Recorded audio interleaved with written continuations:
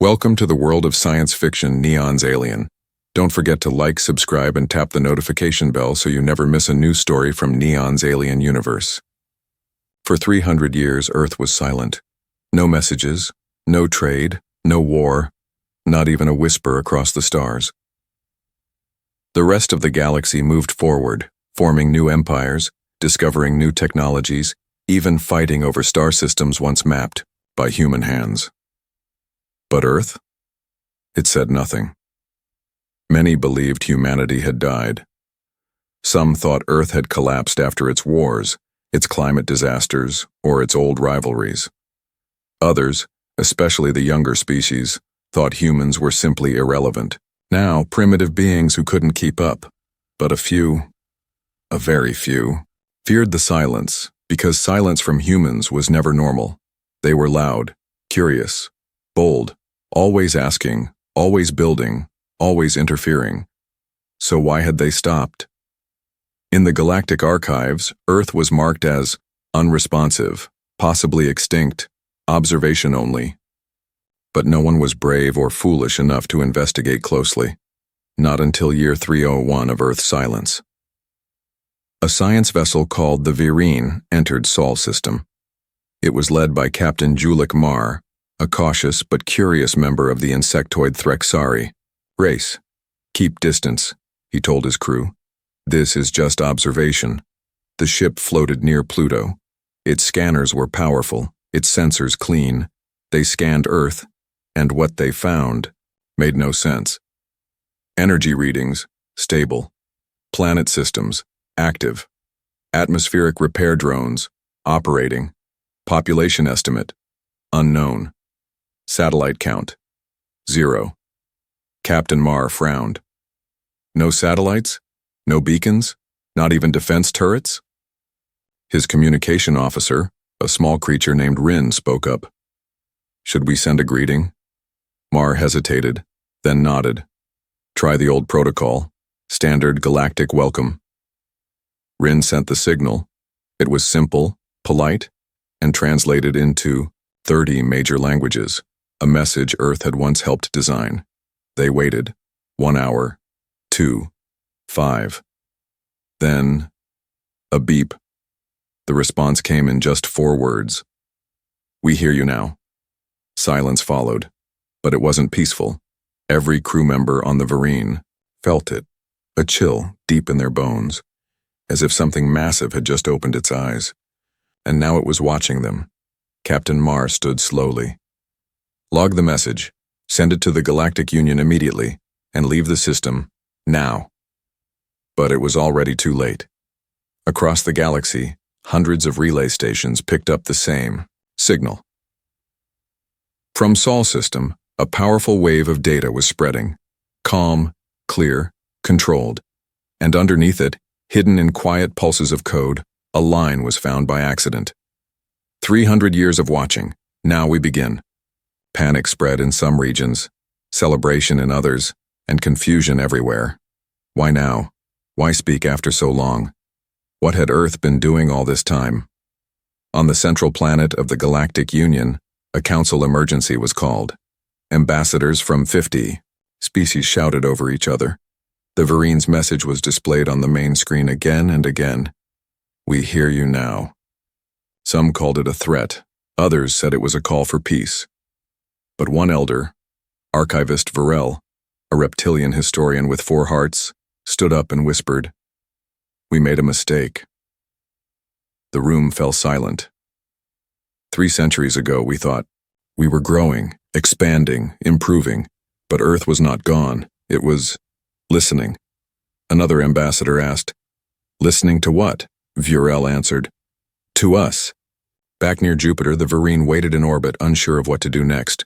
Then without warning, Earth sent a second signal, not to the Virene, not to the Galactic Union, but to everyone. A message broadcast to every known comms channel in the galaxy.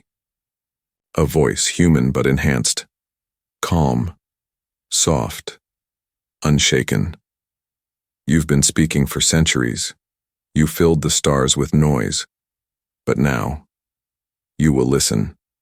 No demands, no threats, no ships, just a voice. And then, silence again. But this time, the silence felt different. It wasn't the quiet of emptiness. It was the quiet before something begins, something the galaxy was not ready for. The message didn't fade. It didn't echo. It stayed, like a presence in the air, unseen but felt. You've been speaking for centuries. You filled the stars with noise. But now, you will listen. No face, no location, no signature, just a voice, human, but not like the old ones from ancient Earth videos. This voice was sharper. It had a stillness behind it. A patience not born of peace, but of long, careful waiting. Within hours, every galactic network reported it. On trade stations, minor outposts, royal palaces, and prison satellites, screens lit up with a single message line: Earth is awake. Most laughed, some feared, but all listened. Because after 300 years, humanity had finally spoken. And now, everyone wanted to know what they were going to say next. The Galactic Union sent an official request for contact. They offered peace, trade, open dialogue, no reply. The Zyrex Empire offered technology, even tried to send a gift ship. The ship was gently redirected back by invisible energy pulses. The Akaran Syndicate, a violent outer ring faction, threatened Earth. Their comms went dead for 2 hours. When they returned, their leader was gone. The new one simply said, "We will not approach Sol again." But the true surprise came not from humans. It came from the code left behind in the first message, a hidden layer of data. Simple, elegant, almost playful. When cracked, it revealed blueprints, star maps, unrecorded wormholes, energy efficiency solutions 90% beyond the current galactic standard. And at the end, "You have been running. Let us walk you forward." On the planet Relakas, an alien AI researcher named Drenny analyzed the Earth code. He spoke to his colleagues. This wasn't written by a machine. It wasn't cold. It feels like art. His assistant whispered, "But it's smarter than us." Drenny replied, "That's what's scary. It doesn't want to show power. It's trying to teach." Meanwhile, inside a hidden chamber beneath the Union Grand Assembly, the top leaders gathered in private. Ambassador Huron of the Kalari Alliance stood at the center. "We are dealing with a species that chose silence over chaos. They watched us fight, rise, fall, and never said a word." He turned, looking each representative in the eye. "So the question is not, what will they say next? The question is, how much do they already know?" Elsewhere, in deep void space between stars, a rogue station detected a new type of signal. No known language, no pattern, until a human child on a colony ship recognized it. "It's music," she said. "Old Earth music." The song? Claire. De Lune.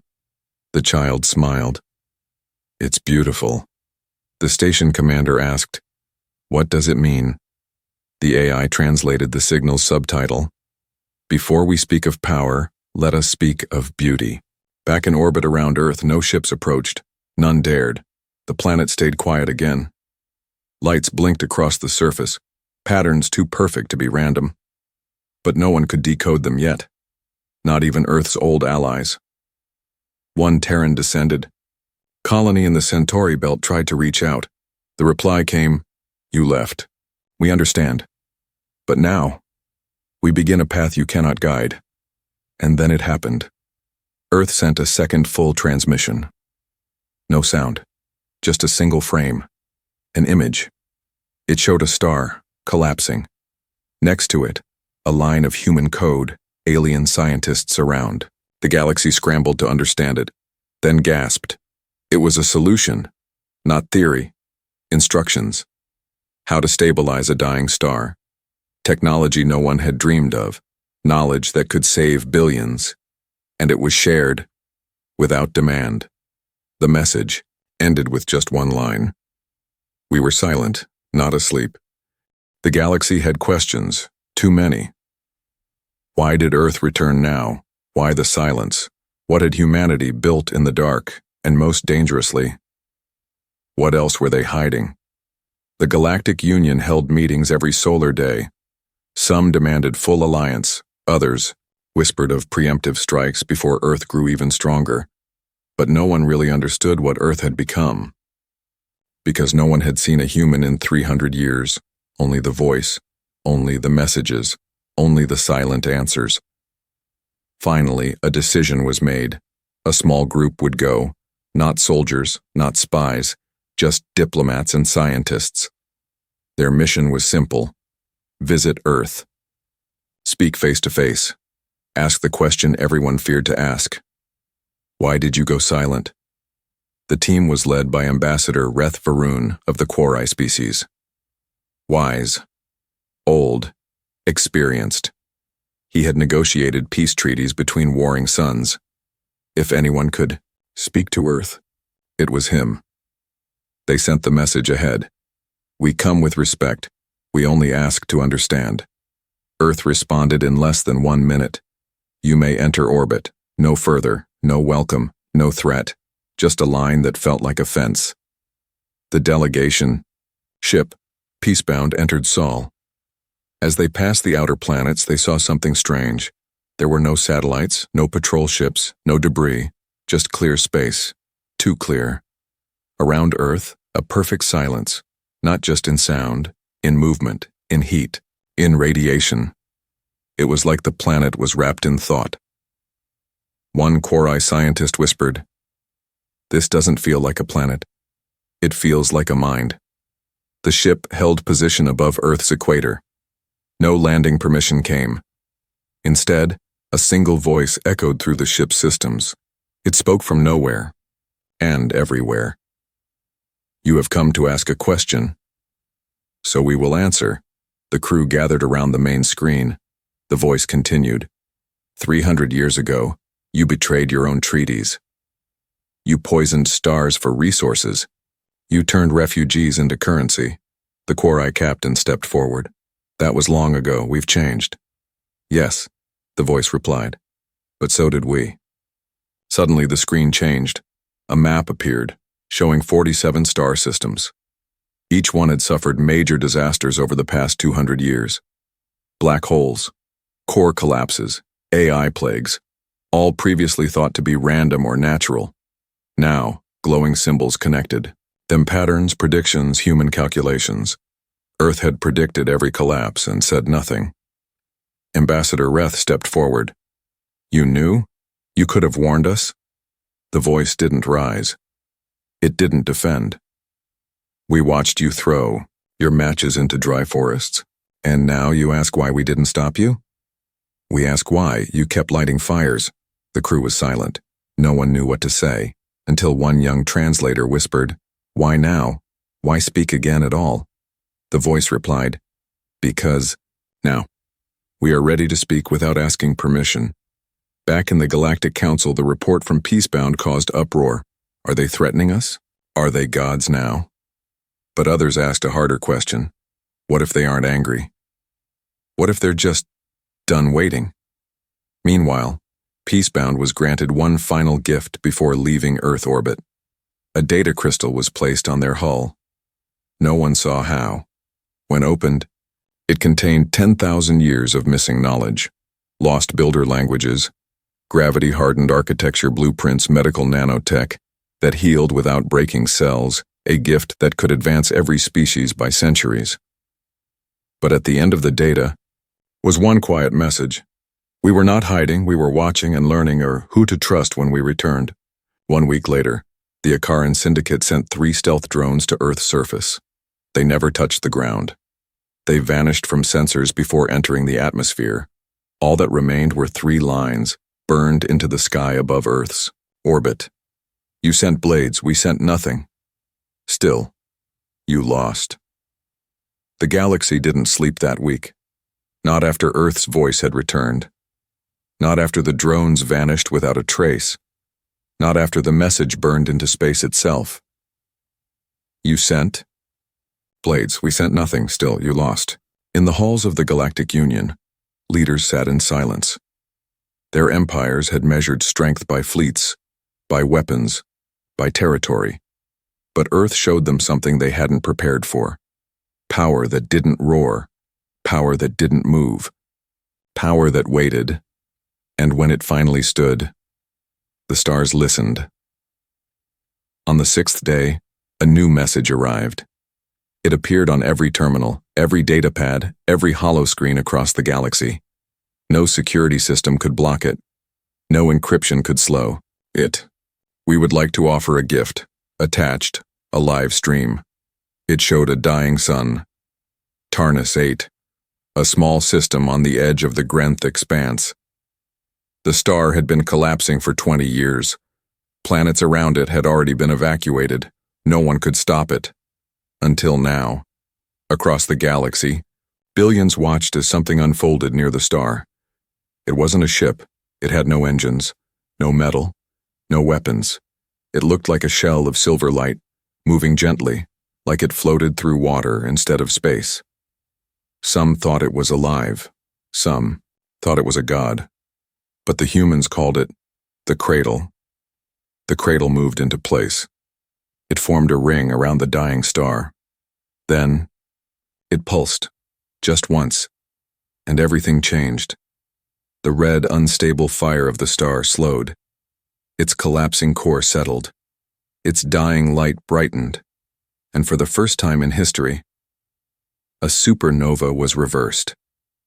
Crowds watching across the stars gasped. Leaders stood. Scientists wept. One line of text appeared below the stream. A star is not a bomb. It is a child. You only need to hold it right. High Commander Vesk of the Crothan military whispered, "This isn't just power.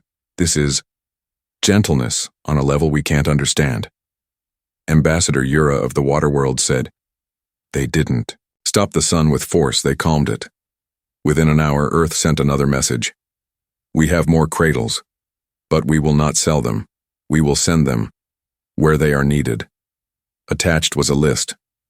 Planets marked for help. Some were long, abandoned. Some belonged to enemies, some were unclaimed, but the message ended simply, "Pain does not require a flag." Suddenly, everything changed. Empires that once refused to work together now asked Earth for aid. Alliances were rewritten overnight. But Earth did not respond with demands or ultimatums, only questions. What do you grow? What do you heal? What do you protect? If your answer was clear, they helped. If it wasn't, they disappeared again. In a remote mining system, a pirate king named Brakar tried to steal one of the cradles. His ships were found days later, floating, untouched, empty, only. One message burned into their black hulls. You reached for the sun without learning how to hold a candle. By week's end, Earth was no longer a mystery. It was a myth that breathed, a quiet titan, not angry, not cruel, just impossibly measured. In the Zyrex High Archive, a historian updated the human file. Species, human status, active threat level. Unknown political behavior, unpredictable military strength, undefined control method, non-directive, do not disturb the architects. And yet, despite the fear, despite the power, despite the silence, there was no invasion, no control, no empire. Earth remained where it was, still, watching, listening, and slowly, quietly, helping. The invitation arrived like a whisper. No announcement, no ceremony, no demand, just a small glowing sphere, placed on the desk of every major leader in the galaxy. No one saw who delivered them. They simply appeared. When touched, the sphere spoke, in a calm, human voice. One seat per species, one question each, no weapons, no lies. Attached was a set of coordinates, neutral moon, unclaimed territory, a place called Mirren's Edge, no known structures, no air, just rock and shadow. And yet, every empire sent someone, because the ones who had stayed silent for 300 years were finally going to speak directly. The council dome was built overnight. By who? No one knew. The structure was smooth, silver, and impossibly perfect. No seams, no doors, just an open circle beneath the stars. No guards, no translators, just quiet gravity and 100 chairs, arranged like petals around a center stage, one for each species. All were full, except one. The human seat sat empty until exactly midnight, and then someone was standing there. No one saw them enter. No sound, no footsteps, just a figure. Human, young, calm, wearing no armor, no symbols, no crown. Just a simple dark suit, hands behind their back, and eyes like glass. They looked at no one, spoke to no one, and yet everyone felt seen. High Chancellor Irvan of the Threxari cleared his throat.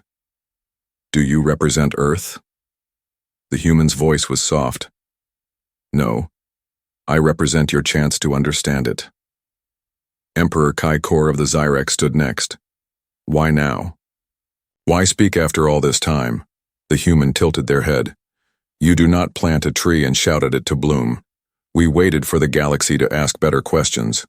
One by one, leaders asked their questions. What have you become? What do you want? Will you take control?" The humans' answers were not threats, but they were not gentle either. "We want nothing and everything. Peace, but not comfort. Truth, but not control. We offer tools, not chains. Paths, not orders. We did not return to lead. We returned to build where others only dig." Then it was Ambassador Nilari's turn. A diplomat from a peaceful race. She stood with steady voice. "Why did you disappear?" The truth, not philosophy. The human looked at her for a long time, then answered, "Because we watched kindness turn into weakness, and wisdom into silence. We stepped back not to hide, but to learn how to walk forward alone. Now we return, not to join what you built, but to offer something better." No one knew what to say. The galaxy had never met power like this. Not loud, not violent, but unshakable. Then the human reached into a small pouch and pulled out a sphere of light. They placed it in the center of the circle. "This is a cedar, one of many. Place it on any dying world, it will know what to do.